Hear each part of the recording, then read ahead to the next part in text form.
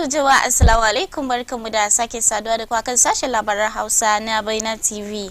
Labaran Hausa na Baina TV wanda ke zuwa muku a kowace ranar Litinin zuwa ranar Juma'a da misalin karfe 5:30 na dare. Mai gabatar muku da labaran Rukayya Ahmad Kaisa. Yanzu ga karin labaran.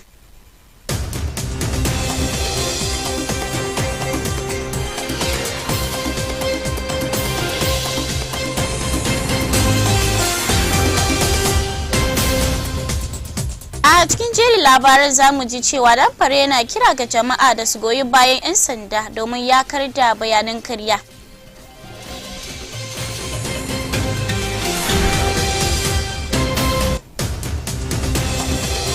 A gaba kuma zamu ji cewa gwamnati ta rage hana kamfani da sake bude teku ga sana'a.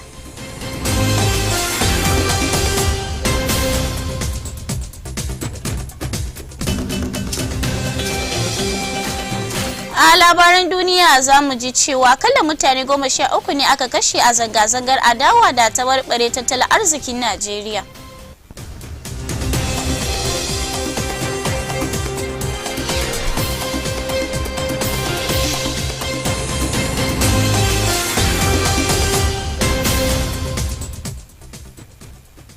To sai dai wa'annan da wasu labaran muke dauke da su a yau, za ku yi bi maka shafukan sada zumuntan mu na Baina TV. Baina TV akan Facebook da YouTube @baina_TV akan Instagram da kuma @baina media akan Twitter. Sannan za ku karanta duk labaranmu da ke faruwa a Ghana da ma kewaye akan yanar gizon mu www.bainamultimedia.com. Labaran na zuwa muku daga nan Madina Atomic Junction, Benap House.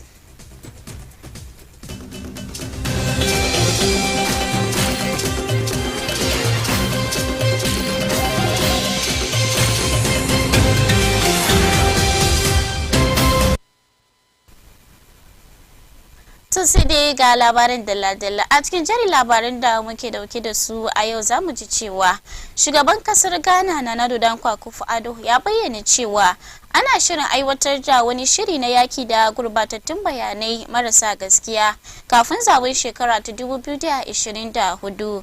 Manufar, inji shi, ita ce dakile yada labaran kariya don inganta daidaikun tsarin zabe da kuma karfafa haɗin kan kasar, zaman lafiya da kwanciyar hankali. Gwamnatin kasar ta kudiri aniyar kare martabar kasar a matsayin ginshikin demokradiyya a yankin kudu da hamadan Sahara da kuma sarkin hukumomin gwamnati da aka dora alhakin gudanar da zaben cikin nasara. Shugaban ya tabbatar da hakan ne a lokacin da yake jawabi a taron da Ghana Report Summit a Accra. Taron ya kasance akan take mu'amala da batutuwa da rarraba labarai a zaben shekara ta 2024. An tsara shi ne don ci gaba da muhawara akan labarun yaudara tare da tasiri mai zurfi ga zabuka masu zuwa. Tawagar kwararrun waɗanda suka hada da masu tsara manufofi, masana fasaha, kungiyoyin jama'a, masana tsaro da kwararrun kafofin wasa labarai sun zurfafa cikin ingantattun dabaru don yakar matsalolin da ke da alaka da yaduwar bayanai a cikin yanayin digital na zamani a lokacin karin lokutan zabe. An dai gudanar da taron ne bisa tushen fashewar hanyoyin sadarwa ta intanet da yaduwar hanyoyin sadarwa na zamani waɗanda ke zama hanyoyin yada labarun karya, tare da ci gaban fasahar kire-kire da suka samar da hanyoyin yada labaran karya da yin illa ga ra'ayoyin jama'a da ke yanke hukunci. Taron, wanda jaridar Ghana Report reshin kungiyar IZAR ta shirya da nufin bankado dabaru, gano hasarori da inganta ingantattun hanyoyin yada bayanai musamman a shafukan sada zumunta. Shugaba Akufo-Addo ya ce gwamnati ba ta yi wani zarafi wajen kare martabar Ghana a matsayin kasa mai sayayya da demokradiyya, don haka an kawo dukkan masu ruwa da saki a cikin jirgin domin kiyaye nasarorin da aka samu. Ya buƙaci kafafen yada labarai da su bi ka'idodin kwararru wajen gudanar da ayyukansu, yana mai tunatar da 'yan jarida cewa sun kasance a tsakiya wajen sa ra'ayin jama'a yayin da al'ummar kasar ke shirin tunkarar zabe a bana. Mr. Albert Kandafa, ministan tsaro na kasa, ya ce zaben shekara ta 2024 zai gwada karfin al'ummar kasar a tafiyarta ta demokradiyya, don haka hukumomin tsaro ba za su yi kasa gwiwa ba wajen aiwatar da dokokin Ghana ga wasikar samar da zaman lafiya da kwanciyar hankali. A halin da ake ci kuma, Sufeta General na 'yan sanda Dr. George Akufu Damfare ya kira ga jama'a da su tallafa wa 'yan sanda idan sun dauki mataki kan mutanen da ke satar bayanan da ba su dace ba. Ya ce yaki da cutar sankarau na zamani yana bukatar haɗin kan masu ruwa da saki.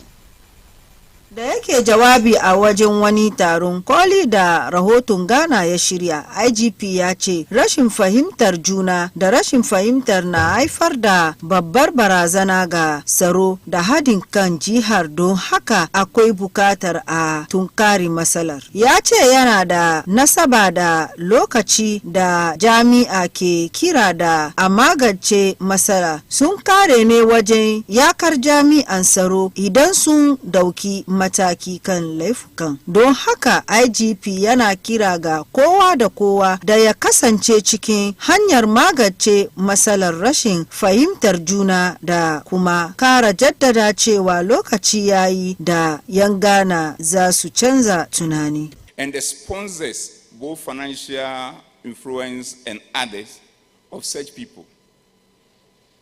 Let's deal with them in two ways. Through the principle of moral persuasion. Because some of them may not know.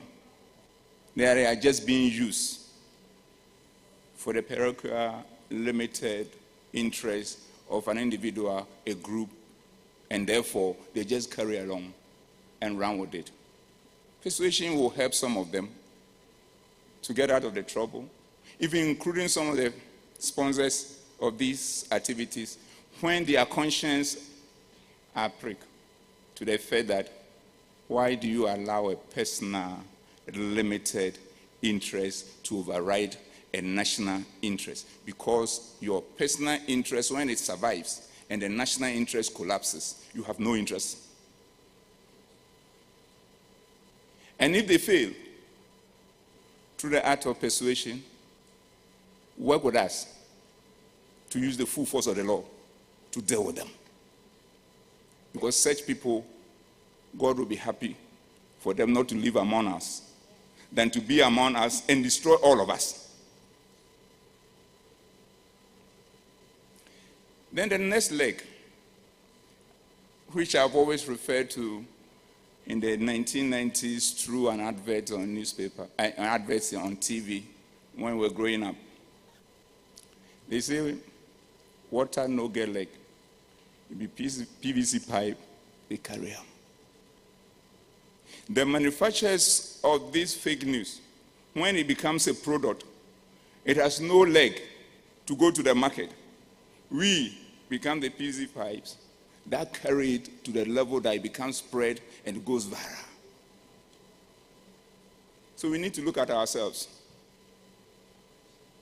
and see that if there is a fake news, disinformation, misinformation, and it is spreading all over the place, we are responsible.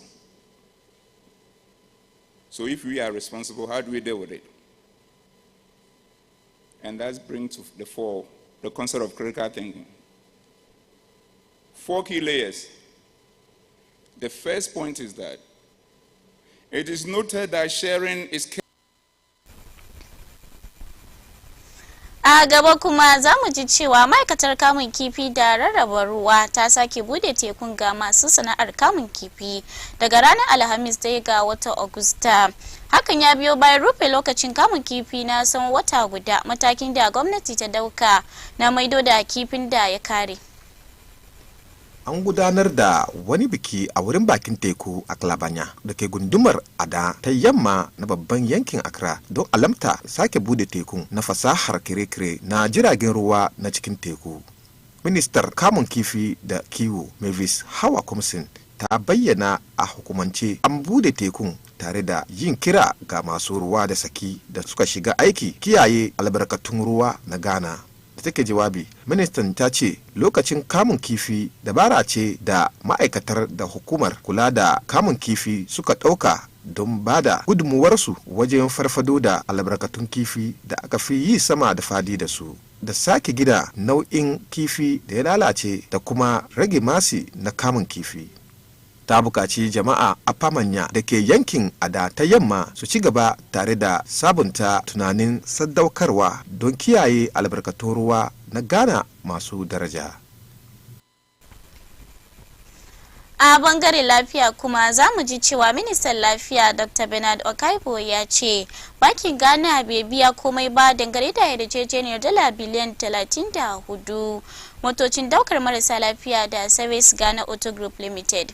Dan majalisar mai wakiltar Tungu ta Arewa Samuel Okwuseto Ablakwa a kwanakin baya ya zargi tsohon ministan kudi Ken Ofori-Atta da kuma tsohon ministan lafiya Kweku Ejimamenu da hada baki da Service Ghana Auto Group Limited domin anfarar jihar a cikin yarjejeniyar da suka kulla. Ablakwa ya yi zargi cewa Ofori-Atta ya amince da yarjejeniyar ne kwanaki 5 kukal kafin ya bar ofishin. Lamarin da ya haifar da zargin rashin da'a da kuma nuna shakku kan yadda kamfanin ke iya aiwatarwa idan aka yi la'akari da shigar da aka yi kwanan nan. Da yake bayyana a gaban kwamitin tabbatar da gwamnati na majalisar a ranar Alhamis 1 ga watan Agusta, Dr. Okoboy ya karyata ikirarin cewa an biya Service Ghana Auto Group Limited dala miliyan 34.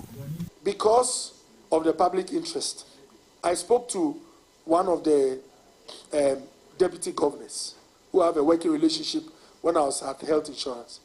And the deputy governor made me aware that this is lodged with them, but not even $1 has been given to the provider. She used some terms, like I said, I'm not a finance person, that it is actually a letter of credit, that it is when the provider has actually performed, supplied parts to certain tunes and supplies the work executed, that they are empowered to pay for the work done. And so the governor made me understand that they have it with them, but they've not paid. Again, the processes, controller to BOG saying we've not paid any amount. All these are trails which as state actors should be willing to give information. I deliberately didn't make my PR team put in this part of BOG not having paid $1 because I believe that they also as an organization, if called upon, should be able to say it for themselves. But I'm saying all this so that those watching know that all actors, once they are in a process, should be armed with relevant documents to show what they've done. So this $34.9 million contract, do you have a copy? Who signed the contract? Have you seen the contract? No, which all I'll say is that, with all due respect, whatever is required of us, once there are documents or activities that we as a ministry have engaged in, we will make it available. So can we get a copy of the contract? We want to see a copy of this $34.9 million contract. Honorable Chair, any document which is a public document executed on our books is for public record. It is only if it is not a record executed within my end that will suffer difficulty. But otherwise, we don't have a problem with it.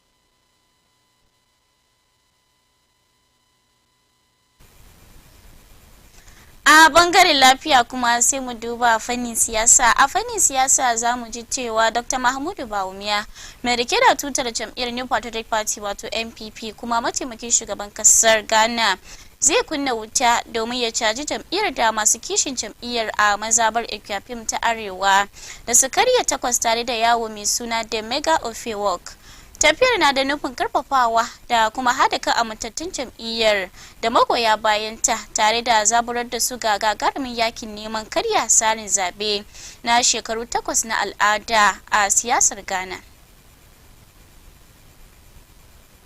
Ana sa ran taron zai samu mahallata sama da 50,000 kuma Sami Awuku dan takarar majalisar dokokin Ekwapim ta Arewa kuma Director General na hukumar Lottery ta ƙasa ne zai jagoranci taron. Tafiya mai tsawon kilomita 6 za ta fara ne a Manfe kuma za ta kare a Mampong Coronation Park. Wannan tafiyan kuma za ta zama taron kaddamar da yakin neman zaben Mr. Awuku, wanda ke nuna dabarun jam'iyyar NPP don samun gagarumar nasara akan NDC a mazabar. Dr. Bawumia tare da wasu fitattun jigajigan jam'iyyar NPP irin su Kennedy Ohinie Japan, Justin Frimpong Kodia, Henry Nanakwachi, Eric Nanajiman Prempe, Kwabna Japan, Nana Kumia da Anthony Kabo za su halarci taron. Haka kuma dukkan shugabannin yanki da shugabannin mazabu daga yankin gabas za su hallata. Baya ga gangamin siyasa, taron zai kunshi fitattun mawakan da suka hada da Guru, Adam Praye da Andy Dusty, tare da Asamoah Gyan, tsohon kaftin din Black Stars, shi ma ya fito. Ana sa ran Dr. Bawumia zai yi jawabi ga jama'a inda ya jaddada muhimmancin ci gaba da gwamnatin NPP domin ci gaba da samun nasarori. Taron da na da nufin tara jama'a da zaburar masu kada kuri'a domin tunkarar zaɓe mai zuwa. A wani labarin kuma za mu ji cewa Farfesa Nana Opoku-Ejiman, abokiyar takarar Mahama don takarar jam'iyyar National Democratic Congress wato NDC a shekara ta 2024, ta tabbatarwa 'yan Ghana cewa jam'iyyar a shirye take ta maido da fata a kasar idan aka zabe su a zabe mai zuwa. Ta jaddada cewa hakan ya zama dole saboda tabarbarewar tattalin arziki a karkashin gwamnatin jam'iyyar New Patriotic Party wato NPP karkashin jagorancin Nana Akufo-Addo. Farfesa Opoku-Ejiman ta bayyana cewa gwamnati NDC mai zuwa na da burin sake farfado da Ghana ta hanyar manufofin tattalin arziki na sa'o'i 24.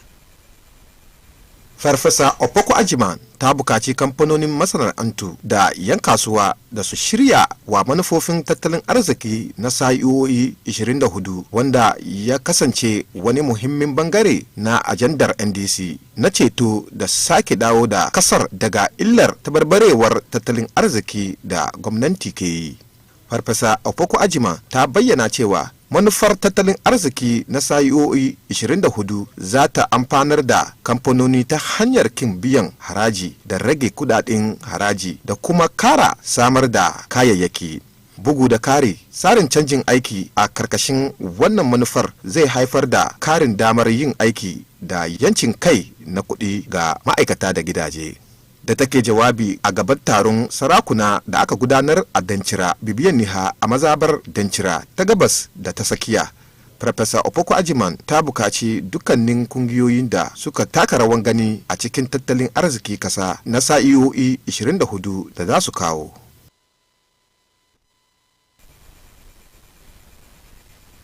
Daga labaran siyasa kuma sai mu duba labaran duniya.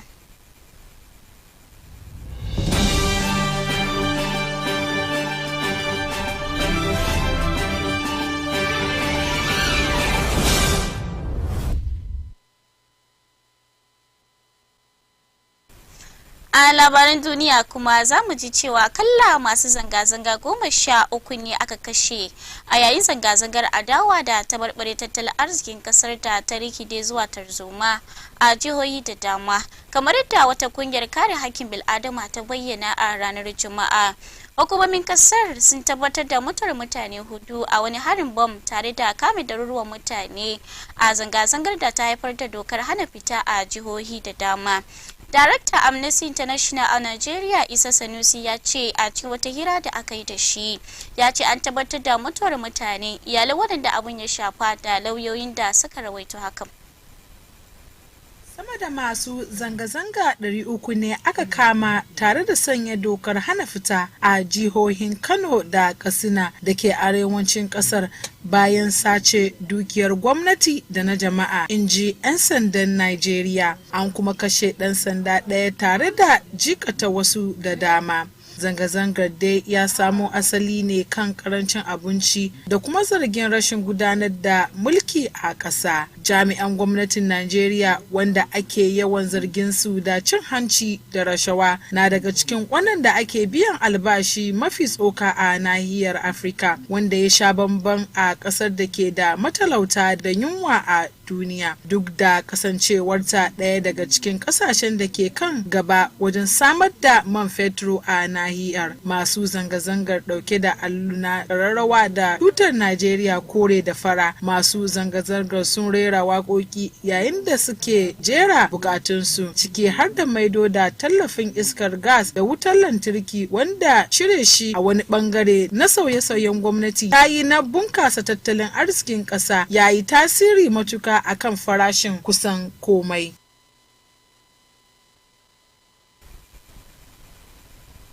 Daga labaran duniya kuma sai labaran wasanni. Ku kasance tare da ni yayin da aboki aiki na Abdulmanan Muktar zai kawo muku da labaran wasanni.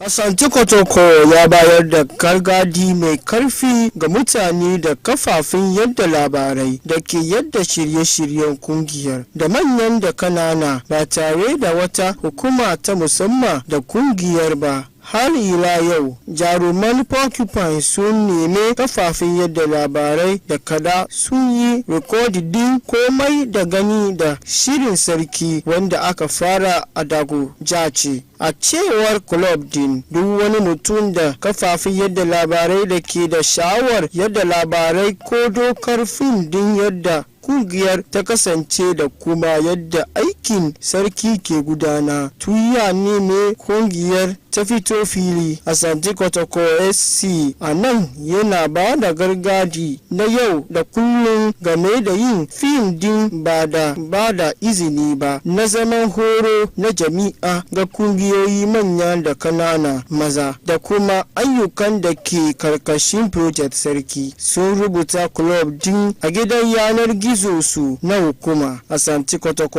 SC ta yana bukatar dala cewa duk gidajen wasa labarai da daidaikun mutane da ke yin wannan aikin mara izini su kuma su daina nan take. Nan kungiyoyi kafafin wasa labaru da ke son yin fim din zama horo na kowane dayan kungiyoyi maza dole ne su gabatar da bukatu a hukumanci ga kungiyar don amincewa. Kafin club din ba zai yi kasa a gwiwa ba wajen gano duk wasu hanyoyi duka da ake so akan duk wani mutum ko kafafin yadda labarai da aka samu sabawa wannan umarni. A hali yanzu kungiyar da ke birnin Kumasi za ta karbi bukuncin wata kafar yadda labarai kafin a fara kakar wasa ta bana don jan hankali magoyan bayan su da sauran jama'a kan shirye-shiryen su da duk wani abu da ya shafi club din. Sanarwa ta ce gaba da cewa matsayin wani bangare na dabarun haɗin gwiwa kafofin wasa labarai. Asante Kotoko za ta karbi bakuncin bude day na media kafin a fara kakar wasan kullun kafa ta shekara 2024 zuwa shekara 2025 da kuma lokaci-lokaci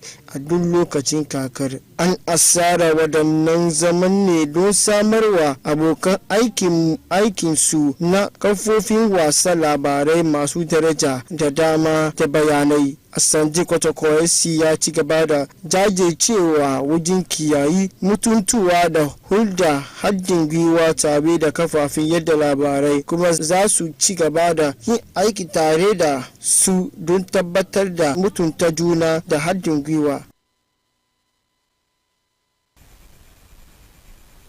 An gaida Abdulmanan Muktar da kawo mana da labaran wasanni. To sai dai jama'a duka na muka kama kashin labaranmu na yau.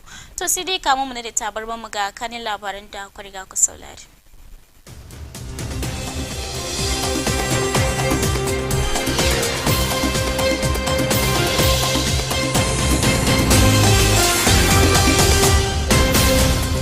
A cikin labarin mun ji cewa Damfara yana kira ga jama'a da su goyi bayan 'yan sanda domin yakar da bayanan karya.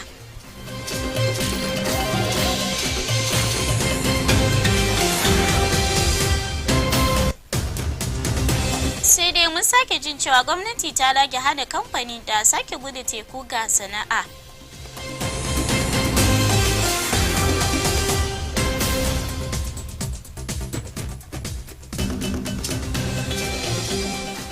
A labaran duniya mun ji cewa kala mutane 13 ne aka kashe a zanga-zangar adawa da taɓarɓarewar tattalin arzikin Najeriya.